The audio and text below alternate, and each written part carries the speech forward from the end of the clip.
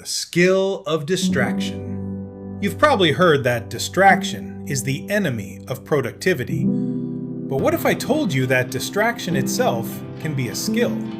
Think about it.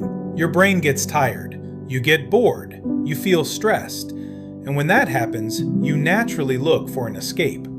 You open Instagram, you check YouTube, you play a game. You tell yourself, just 5 minutes. And suddenly, an hour is gone.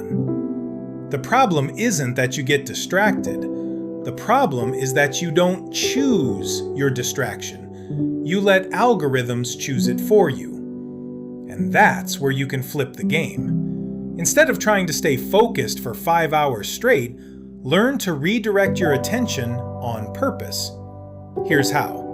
When you feel the urge to escape your work, don't immediately grab your phone. Give yourself a controlled distraction. Stand up, walk for 2 minutes, drink some water, look outside, stretch, listen to one song, then come back. Why does this work? Because your brain doesn't always need entertainment. Sometimes it just needs a change of stimulation. And there's another powerful trick. Create a distraction list. Every time you suddenly think, I should check Instagram, I need to search this, maybe I'll watch that video. Don't do it. Write it down. Tell your brain, not now, later. You're not fighting the thought, you're postponing it. And that tiny difference makes staying focused much easier. But there's one more rule. Never use your most addictive distractions as your breaks.